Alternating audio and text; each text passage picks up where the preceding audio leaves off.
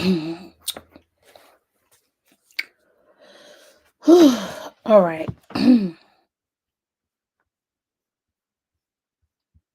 It's been a minute, y'all. It's been a long time. It's been a long time.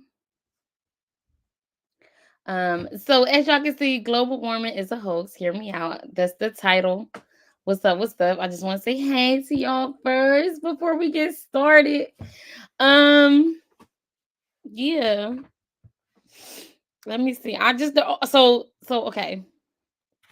I don't know what this channel is going to be. I thought I knew, but y'all, I just be so busy. I be so busy. So I feel like this is just gonna be like my talk, maybe just kind of like airing things out. I mean, it is called real talk, right? Kind of like just airing things out, getting my I don't know what I want this channel to be, but I do have like four other channels, so I better figure it out because this one has the most subscribers. But what's up, you guys? Welcome to Real Talk TV Media. Um, it's your girl, Real Talk. Many of you may know me by different names depending on when you were introduced to me and how you were introduced to me. But the one thing that stays the same, maybe not, is my I would say it's my personality, but depending on when you meet me, that is not true. So today we just really kind of going through the motions, talking about the truth of the matter. You hear all the time in the news that global warming is this scary thing where if global warming occurs, if the earth heats up, we are all doomed. And that is 100% not the case. And I'm going to explain to you why. So come on, take this journey with me.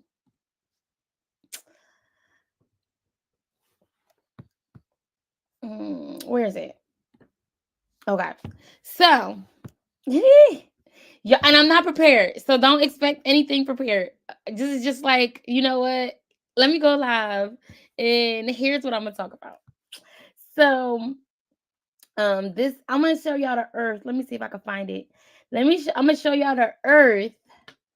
How old is the earth? And we're going to go like on this journey together if you want.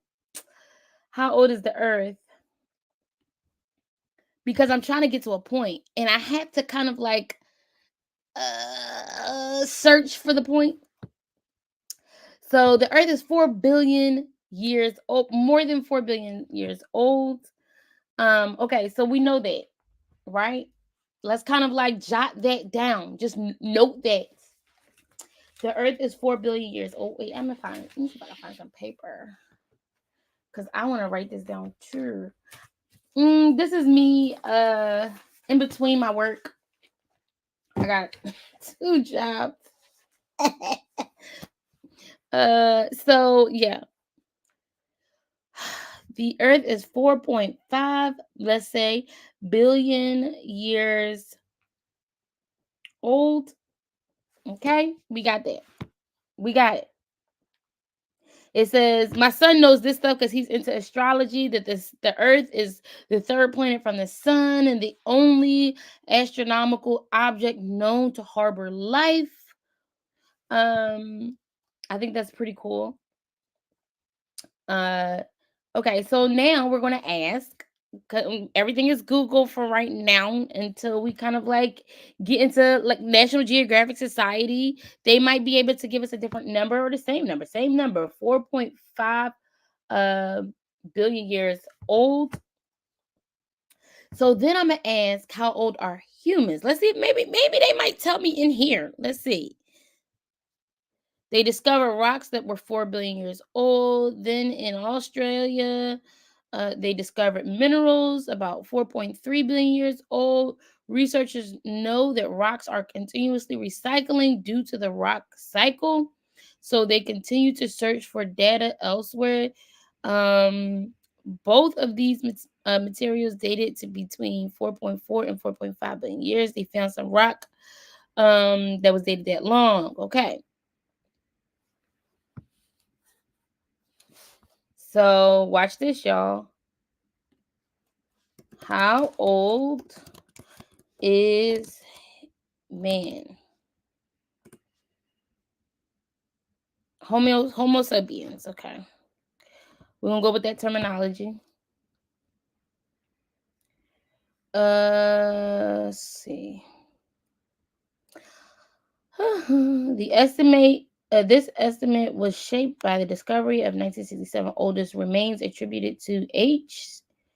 Had initially been dated 130, more accurately dated. Okay, so in June 2017, however, all this changed. A multi-year excavation led by Jean Jacques Hublin for evolutionary anthropology. Um, Leipzig. I don't. These too many foreign names, y'all. Okay. And then people. Oh, let me just say. Side note: people like to complain about individuals who name their children. I don't know, Dijonay, whatever. But look at these names. I mean, everybody has quote unquote strange names to some other group of people. So um name your child whatever you want to name your child. Anyway, let's see. Homo sapien was present at Jebel, Morocco, more than 5,000 kilometers, 3,000 miles away from East Africa, the region many call the cradle of humankind. The team unearthed the collection. Okay. So they just get saying a whole bunch of stuff just to tell me, I guess, all of which dated to about 315,000 years ago, more than 100,000 years earlier than the remains found at Omo. Okay, so they, I guess, think that we are about around 300,000 years old, 315,000 years old. That's not long. Like, when you think about the earth being 4 billion years old and we're just 350,000 years old. I mean, I'm just saying, like, like if you use that as money, if do you want $315,000, which can literally like get blown in less than a year? I mean, depending on depending on what you buy, that's gonna last you a day. As soon as you get it, it's gonna be gone. Versus 4.5 billion years. Okay, so let's kind of like digest that. We are only 315,000 years old. The earth is 4.5 billion years old. So if the earth had life on it before humans, right? And they know that the earth had life on it because of the cycles of the rocks and the ability of the earth to kind of like recycle the rocks to where they are and where they end up. That means that the earth itself is a life form, um to some degree. um and then I know it's an energy form, right? We all know it's an energy form for sure. um okay, so then you ask yourself what was on the earth before humans, because the earth couldn't have just been here for 4.5 billion years and nothing else exists until humans. So we know before humans, I mean, thanks to archaeology, that there were these things that we call dinosaurs. Okay, so I'm making a note of this as I talk. And so let's look up dinosaurs. Let's find out when dinosaurs existed on this earth. Hold on, y'all. Um, when did dinosaurs? I don't know if I want extinct. I want to see first appear. Okay. So dinosaurs existed, whoo child, approximately 250 to 200 million years ago. Let's document that one. Let's say 200 million, 250 million years. So we went from thousands, which is humans, hundreds of thousands, which is humans, to hundreds of millions, which is dinosaurs. But remember, the Earth is still here for billions of years before any of us, because it was probably trying to form, formulating into whatever it is now. So, dinosaurs evolved into a very diverse group of animals with a vast array of physical features, including modern birds. Contrary to what many people think, not all dinosaurs lived during the same geological period. I believe that. I mean, I can definitely believe that. Because we experience the same kind of like life cycle of species even today. Um, all right, so we have that in context, right?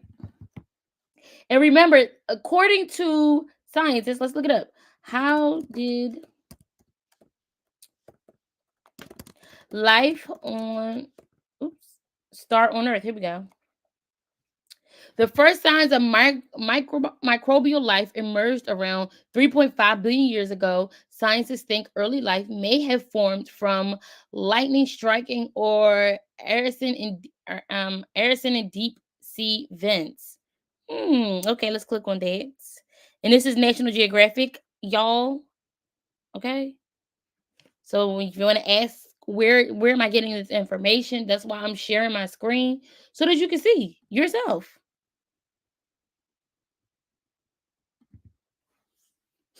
All right. No, I don't want that. What is that? No, I don't want to subscribe. Oh, y'all not gonna let me see without subscribing. I can't get rid of this. Y'all, I gotta find somewhere else to go because I can't get rid of this. Okay. Okay, let's do University of Chicago. Origin of life on Earth explained. This is a university.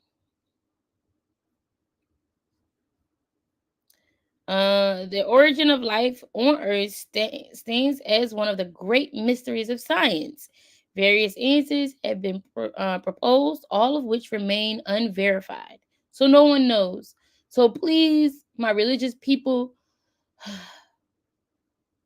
nobody is saying anything is um nobody is saying, anything is definite, permanent. There is no permanent. There is no definite in their in the origins of life. Just saying. Just saying. Y'all should consider that. Um, several seminal experiments in this topic have been conducted. All right, where did life on Earth begin?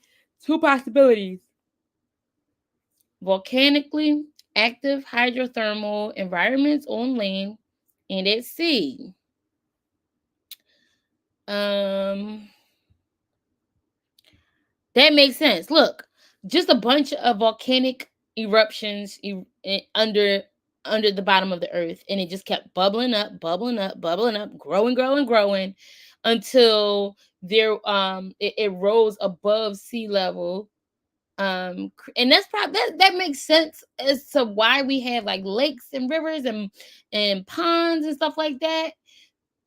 Because in certain areas got more volcanic activity allowed for higher um pieces of land or higher mountains of rock to form, and kind of like blocking in certain areas of water, bodies of water. um so that theory kind of makes sense. And then what is the ingredient of life on Earth? The recipe consists of a steady energy source, organic compounds, and water. And so we have the organic compound from the crustacean stuff that floats in the earth. Because remember, um, there was an evolution from all things that were in the water. This water, this H2O kind of compound that existed, and that is where the ability to grow accompany with the sun, right? Sunlight, look, sunlight provides the energy source at the surface, which drives photosynthesis. Can you imagine? So, kind of like on a side note, because I'm gonna get to where the point I'm trying to make for this live. But as a side note, can y'all understand why? And I live in a house, but can y'all understand why living the way we do currently, like modern way of living, this European way of style of living, is a little like it's killing us as human beings? And that's why I have cats, y'all. And every day I look at my cats and I regret having those cats. And when I see other animals, I regret for the animal to have to be owned by another living thing, because I think we thrive in spaces that allow us the most access to sun, which is outdoors.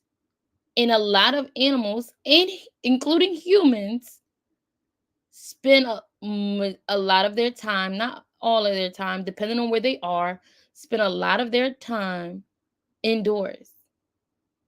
I'm just saying. And so if one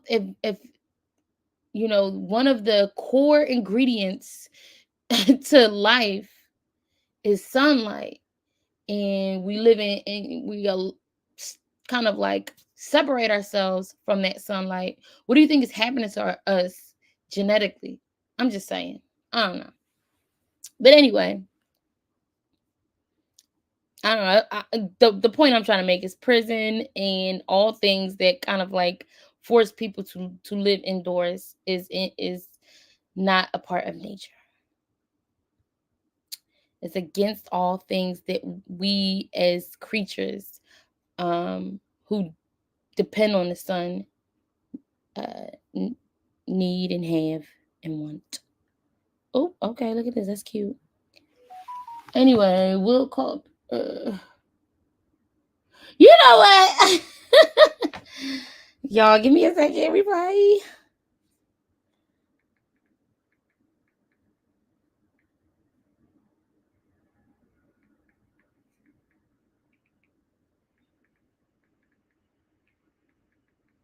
Okay. All right. So we got the 4 billion of the earth. We got the 315,000 of the humans. We got the 250 million of the dinosaurs, right? There's a gap there. There's a gap between the 250 million and the 315,000. So what happened in that period? Let's find out, because that's what we do. We find things out. What is this? Okay. When okay, but I'm going ahead of myself a little bit. I'm going ahead of myself. So the dinosaurs were here, right? The whatever the creatures were. What was the climate during the Jurassic period? Okay. Tropical, subtropical conditions extending far into the present, temperate belts and temperate conditions occurring in polar regions. I'm just saying. Okay. So during the Jurassic period, which where the dinosaurs were there, the All the reliable evidence that we can muster points strongly to the conclusion that the Jurassic climate was appreciably more oh Lord, what is that word? Equable than that of the present day. Let me look this word up. What the hell is that supposed to pronounce? Hold on, y'all. I'm about to look this word up.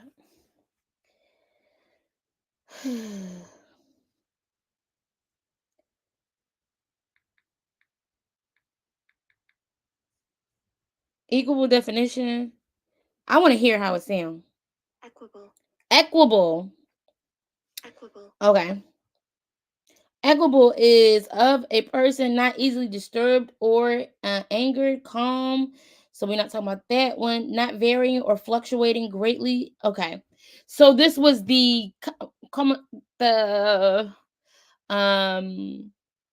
most consistent, uninterrupted in most cases, uh, temperature or climate was tropical. I'm making a point here, y'all. I'm trying, okay? Okay. Um, so let's just jot that down. Tropical. I'm going to use the word that they use, and that is tropical and subtropical.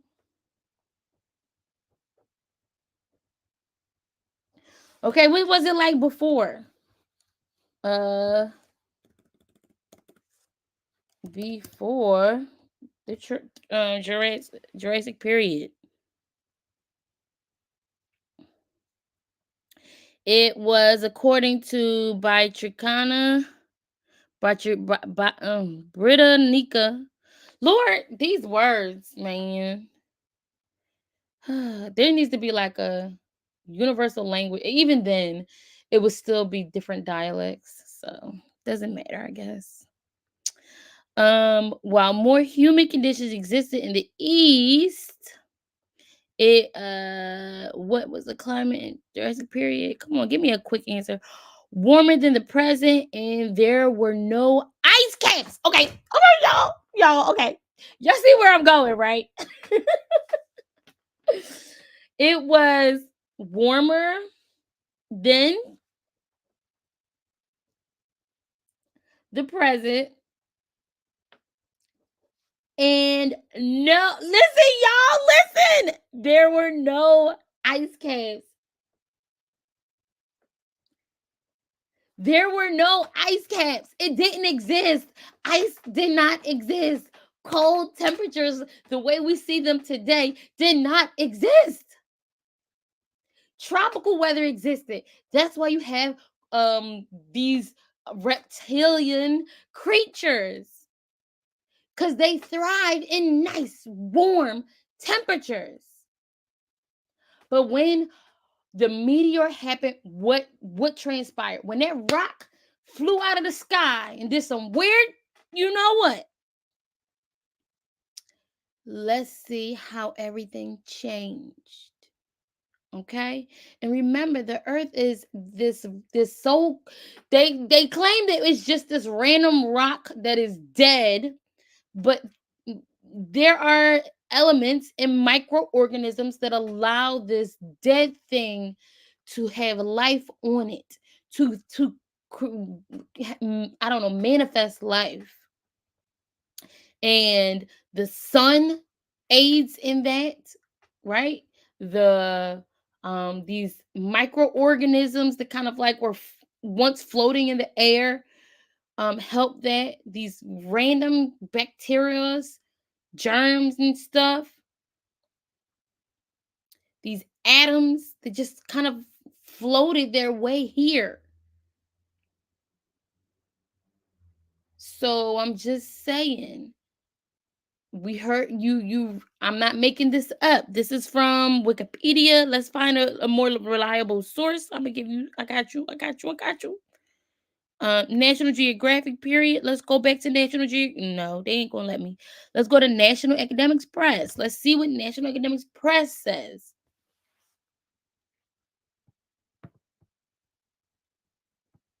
All the right reliable evidence that we can muster points strongly to The conclusion that the Jurassic climate was appreciably they changed the word, y'all. Don't nobody like that word. What was the word again? Equably more equable than that of the present day, with tropical, subtropical conditions extending far into the present temperature belts and temperate conditions occurring in popular regions. There is no evidence of polar ice caps, and at least partly for this reason, the ocean surface stood at a higher level with respect to the continents. This in itself must have contributed to the higher, excuse me, I'm scratching my eye. The higher equitability of continental climates. And so we know, because I had to look this up, equitable, I mean, equable and equability means stability, consistency, of continual climates. In addition, there appears to have been, in general, more extensive aridity on the continents whose distribution was, of course, appreciably different from that of today. So I'm just saying, y'all, climate criteria. By far the best climatic indicators among sedimentary rocks found in the Jurassic era are evaporites and coals. Aerosols, y'all. Just saying. Okay, so we have that. We know now that there was no ice on the original Earth. There was none. There was none. And this was 4.5 billion years ago. We know that when the dinosaurs were here, there was no ice on this earth. There was none. It was tropical and subtropical. It was dry before that. Okay, it was moisture. We had moisture because of all those CO2 molecules coming together, forming what we know today is water, sort of like the moon, but we were luckily enough to have it close enough to the sun to melt, to keep that those CO2 molecules loose and liquid and gas, giving us different forms of the CO2 molecules compound, but not too close where everything evaporated and it was just dry. Okay, this is what you're seeing. This is 100% the facts. This part are facts. They know, based on digging shit up, what the climate was more likely to have been. Okay? And then, and then let's find out when that what is it called? The meteor. When did the meteor hit the earth? 66 million years ago.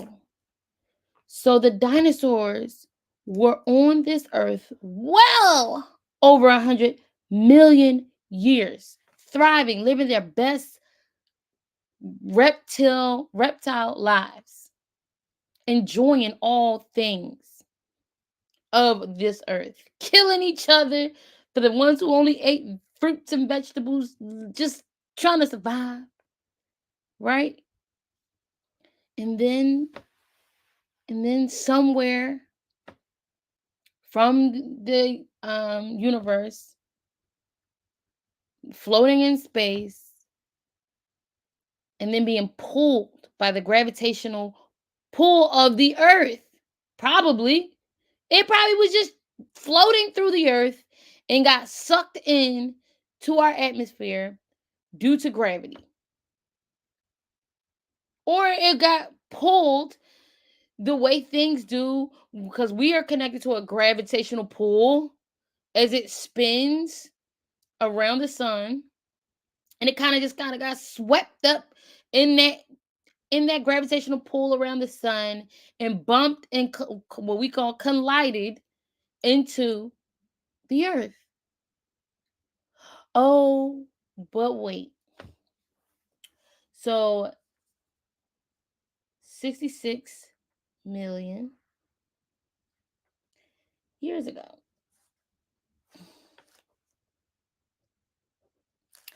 Um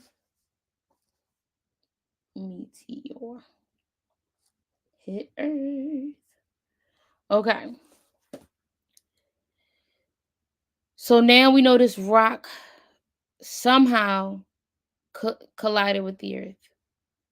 It didn't do much damage to the earth in terms of knocking it off its axis or anything, but it impacted the earth. Like, let's say if you took a rock, a spinning rock, and then you threw a rock at that rock, and it was a very small rock that you threw at that rock, right? You might chip a piece of the rock that's spinning, or the whatever this object is that's spinning. Let's say it doesn't stop it from spinning, it just chips it. That is what happened with the meteor and Earth. So when that happened, we're going to find out what transpired then after. And this is what's going to help determine, or help, hopefully help you see that global warming is a hoax. Global warming is, I don't know why, some kind of boogeyman that they've created, because I have my theories on why. Okay? So here we go. It was formed slightly over 66 million years ago when a large meteor about 10 kilometers, which is 6 miles in diameter, struck Earth. The crater is estimated to be 200 kilometers, which is 120 miles in diameter and 120 kilometers. Not that big, but it was a significant impact. Here's why. Let's find out what happened when that meteor hit the earth. What transpired thereafter? What happened to the asteroid that killed what happened to the earth after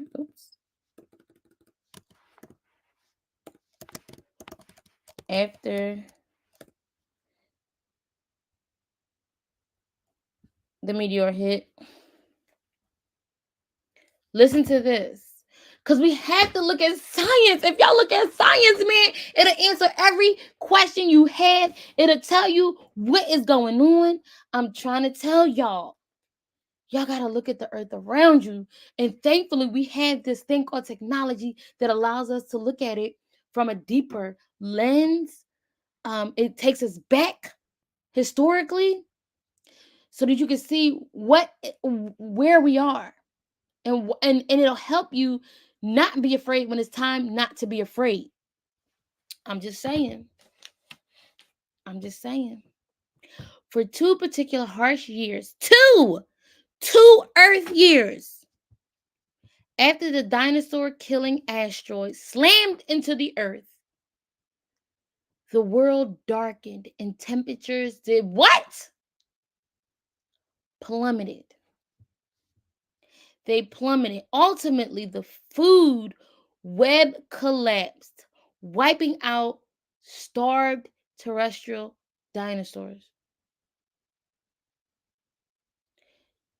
It wiped out so many dinosaurs that the ones that did survive the impact just didn't have enough food to live. That's what it's saying. It got so dark and it got so cold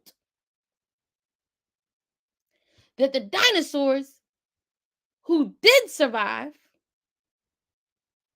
froze to death because it wasn't a temperature that they could survive in. Pay attention, pon atención, por favor. I'm just saying, y'all, listen, okay? So I'm going to write this down because I need y'all to write this down. 2 years. It took 2 years for a tropical, subtropical planet to become a frozen wasteland. 2 years. That's all.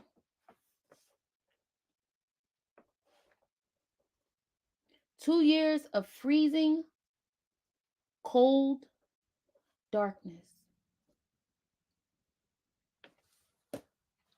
That's how long it took the earth, the air, the atmosphere, with all the clouds to go away, to subside. That's how long it took to recover from the hit. 2 years. 2 years. The earth is 4.5 billion years old, and it took 2 years. Imagine being sick, like having food poisoning or something. You got food poisoning for about an hour. From your whole life that you've been living, let's say you in your 20s, 30s, 40s, some of y'all geezers. Yeah, I just said 40 is a geezer, but guess what? When I turn 40 in a few years, we're going to have to bump that up. But don't worry, okay? Don't worry. Because I'm making the point. I'm showing y'all. Hopefully, I'm showing y'all. And I want to see if I can find a picture just so that y'all can, like, kind of digest. Let's digest this. Oh, we're here. I'm so sorry. I didn't even see that you were in here. I'm running my mouth, girl. Research carbon credit. What's up? Okay, so I don't know. I love science. I love science. And so I decided if I go live again, I want to do something. I want to learn something. I love learning. I just taught myself chess, y'all. We're going to play chess on here. So be ready. Okay? This is my personality. It's not that other stuff, the foolishness. I mean, I could get foolish now. But my passion is to learn and to teach. So I'm just saying, y'all. And I hope I didn't say more beer because I'm so used to more beer, but more balance. More balance.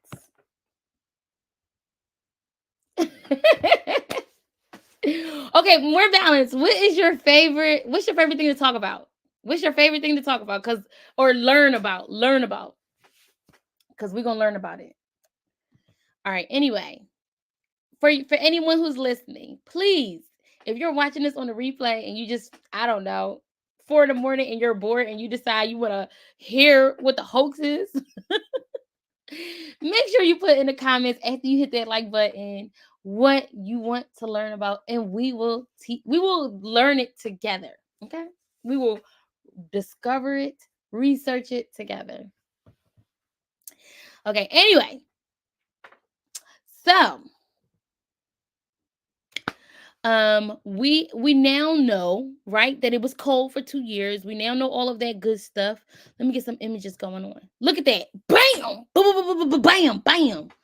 Let's see if I can get one image without messing anything up. There you go. I hope y'all can see that. This is the meteor. That little ass rock. Can you imagine something poking your finger? You getting a splinter, and it messing up your entire body. This is what happened. The meteor wasn't big at all. Wasn't big at all. But look at the damage that it created. Because we all know about velocity, maybe we don't. But if something small comes at you fast enough, like we ain't gonna say the word, right? Okay. What happens when you get pew-pewed? It's small, right? It's small. But oh boy, when I tell you it do damage, take away whole lives. Lives that do exist are changed forever. That is what happened to the earth. The earth got pew-pewed. and the system shook. And when the system shook, it went dark. What happens when, I mean, come on, let's think about this as humans. Let's think about this as our human bodies. We shut down. Our body goes into a what? A coma. And we have to relearn how to live again, how to think, how to function. Our brain has to refigure out, reconfigure all of the things we already knew, all of the things it already could do. So, how does that relate to the earth? And why is global warming a hoax? Because think about it, y'all. The earth is literally just trying. That's why the temperatures are rising and they keep fucking with the temperatures. But the temperatures are supposed to rise. Why? Because that is the earth's natural temperature. Wherever it is, hot as fuck. We probably ain't even, it probably is not even conducive to life for humans. But it's the life conducive to it can create life, period. Maybe not ours, more reptile life. We know it can it allows it helps plants, certain plants thrive. We know that it allows insects to thrive. So global warming is only scary to who? Who was global warming scary to? Geography and history? Oh, I got you. Okay. We can do geography and history.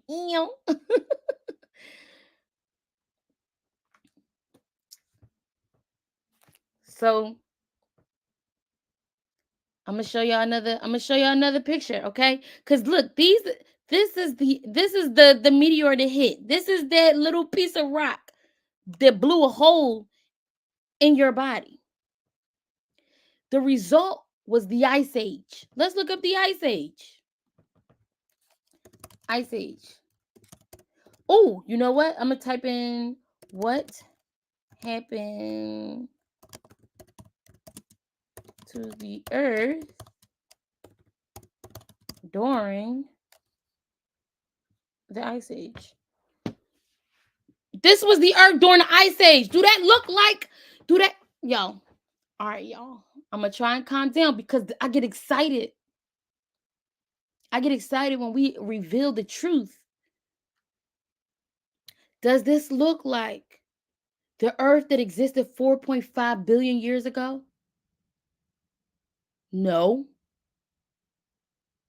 This looks like a earth that is suffering. Look at that. The earth that is suffering. This is the snowball earth. It took 2 years of no sunlight.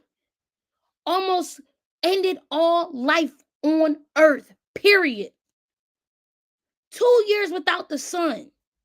So when they talk about global warming, right? When they talk about how bad it is for the temperatures to rise, why? Why are they afraid? Why are they afraid for the earth to go back to the natural state that it was originally in? Tropical, subtropical. We just looked it up. What would make them afraid? Oh, I know. I know. Because remember, the first human, and we looked this up, the first human could survive those warm temperatures. What did the first human look like? Where did the first human come out of? If the earth, and this is the, here is the what you would call conspiracy.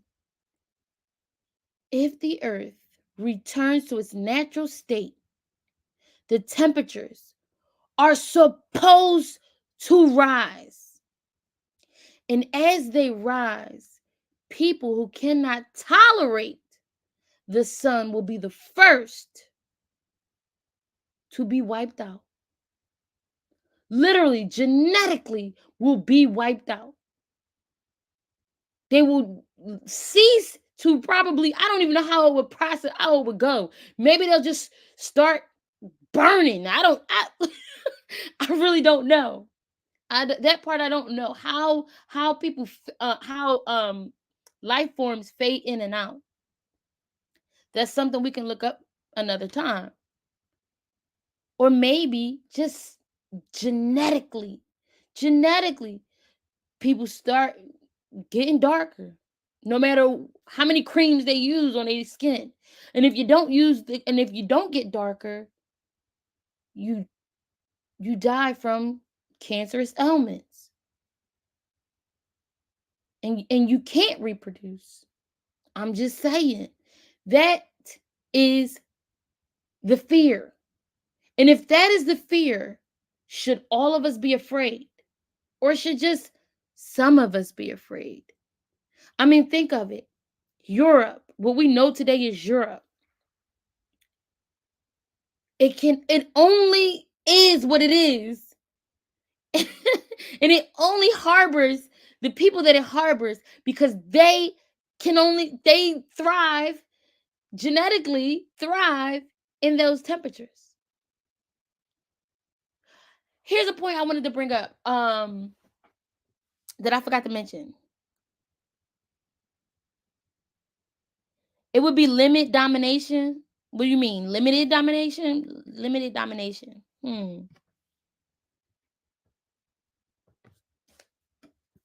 Oh, dominion. Sorry. Limit dominion. Um, Let me write that. Limit dominion. Cause y'all, this is what I do. I love this stuff. I love this stuff. um, so we know now, right, that the earth ain't doing nothing but trying to wake the hell up, trying to wake up out of this cold ass slumber. When your body gets shocked, that's what happened. The earth got shocked. When your body gets shocked, right?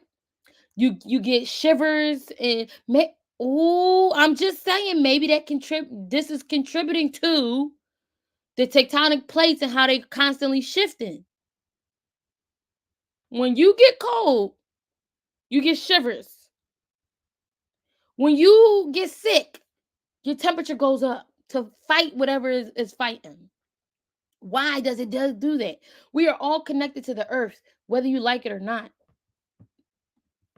Anyway, so okay. I wanted to bring this up. I wanted to make this point before I forget, and then I forgot. Let me see. Dang it. Okay. Egypt. Here's why I'm bringing up Egypt. Egypt, because this is what Egypt look like. This is what Egypt looked like. This is what it look like now, y'all. This is what it look like now. With after the ice age. This is what Egypt looks like after the ice age, right? Dry, desolate. What we would consider desolate.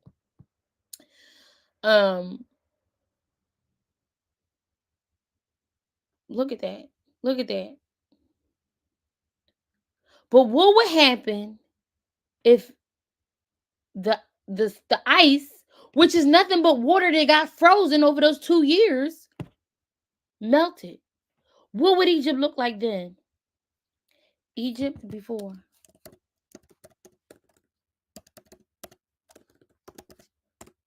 Here's why there's so much fear. Here's why there's so much fear. Egypt wasn't always there were dry spots, but Egypt wasn't always dry, right? Egypt wasn't always this. Remember, frankincense came from Egypt. Myrrh came from Egypt. What's the other one? Frankincense, myrrh, and what was the other one? I don't know. Whatever the other essential oils. They come from certain types of um rocks, or what do you call them things? Roots. They come from roots, plant roots and stuff.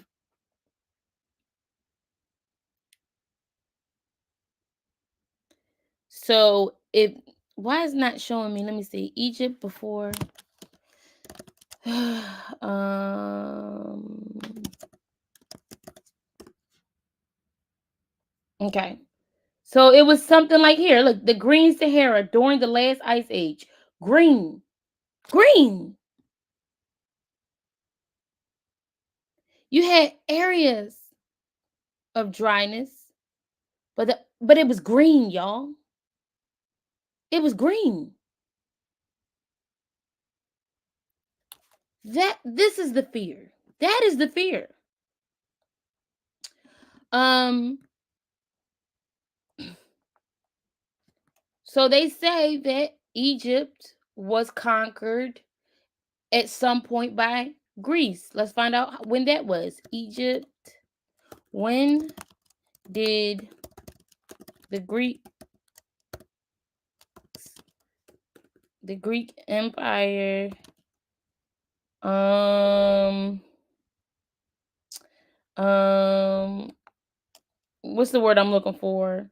What's the word I'm looking for? I want to say um colonize maybe?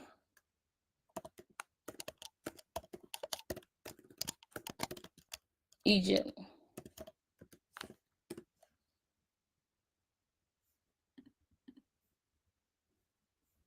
The 7th century, I don't know what the BC, all that, they need to put this in more proper terms, but um marks the start of what the historian Joseph Manning has termed the Greek millennium of Egyptian history, arguing that when Egypt fell under Greek rule with Alexander the Great's conquest, it was merely the consummation and not the beginning of a long process of understanding. So, them white folks been listen. I love some white folks, but the history of Europeans, there's a pattern. Y'all are brethren, but there's something going on genetically, because everything. I mean, we could argue, humans are humans. We all come from the same genetic ancestors. That's true, but like anything, certain genes transfer to certain, and kind of like this is what evolution is, that certain genes get stuck with certain people, and then when they isolate themselves, then that gene kind of like thrives in that group. So I'm just saying, if Egypt, right, some people like to make the argument that Egypt was conquered or overthrown by Greece. Even here is saying it was short-lived. It was short-lived. And I would argue history tells you that it was short-lived. And remember, there was no air conditioners at that time. There was no air conditioners at that time. We weren't able to have central air. We weren't have, this water system that we have. They had a water system, but not the way we have it today. Um, and so in that, you have to ask yourselves, when the Europeans came, when what we know is the English and the British and the French and the Spanish decided to, take over the rest of the world, um, what happened to Alexander the Great and the Greeks who conquered Egypt? Where did they go? They just magically disappeared. You mean to tell me all of those white folks magically disappeared out of what we know today as Africa? Out of Egypt? When the Europeans went to Africa,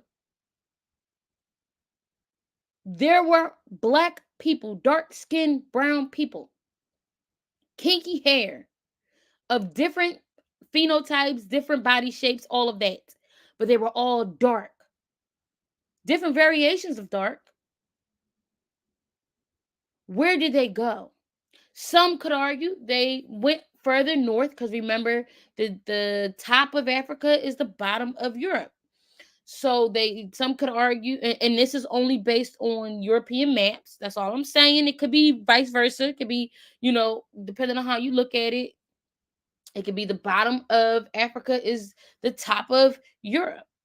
Um, and so you had this kind of like place, what we know is Italy.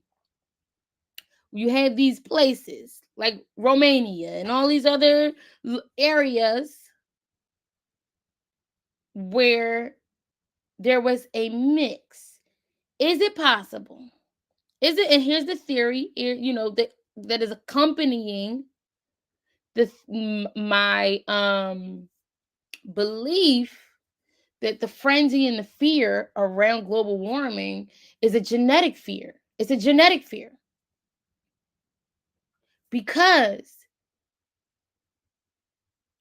in my opinion, in my assumption, the Europeans who came to conquer Egypt, the Alexander and his crew and his kingdom, wanted the gold, but they could not tolerate the sun. So they had to run their asses back to wherever they came from. Some of them didn't make it all the way back to Greece. Some of them may settle where it was a little bit cooler, not as damn hot, but they could not survive in those what they would consider harsh temperatures. And so when the next group of Europeans came for the same purpose, gold, money, resources, natural resources, when they came back and then realized that they could use labor, when their descendants, when the Greeks' descendants came back and the other group's descendants came back,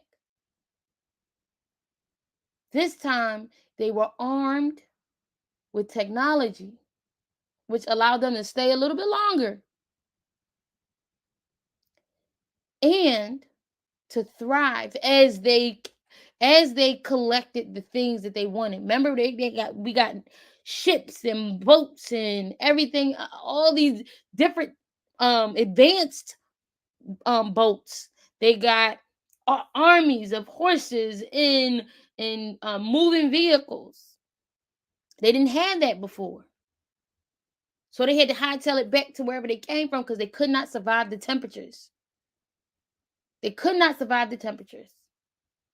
And so Elon Musk and all these billionaires who are trying to figure out how to survive, how to make it because global warming is so bad, are essentially proving that genetically, global warming is only a fear for certain groups of people who cannot handle the sun. I'm sorry, albino people, this also might be referring to you. If your skin,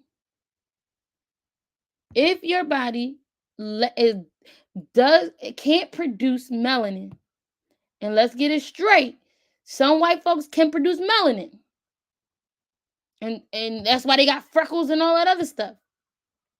But if your body cannot produce melanin, you are going to be one of the ones who might not be able to withstand what is to come in the future. I'm just saying.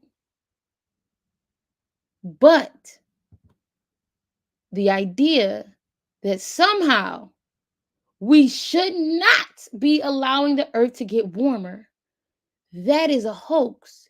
Because now we know, if you didn't know before this live, now you know The earth ain't doing nothing but trying to get back to its natural climate of comfort before the meteor created what we know today as the ice age that lasted 2 years, 2 years of darkness and freezing temperatures. Now the earth is trying to bring it all back to where it belongs, restore to a natural, healthy temperature, or what you want, whatever you want to call it, climate, whatever. So there you are. More Beer says it would be we knew that the Sahara was tropical some time ago. Exactly. Yep. Also, not all Europeans are Caucasian. That is so true. That is true. Not all Europeans are Caucasian. So there you are, y'all. Remember, global warming is a hoax. And if you were able to hear me out, you now know why. I'm your girl, Real Talk TV. This is Real Talk TV Media. And I'm out. Make sure to like, subscribe, share this live with as many people as you possibly can. Hit the notification so you can make it to our next live. And I'll see you next time. Peace.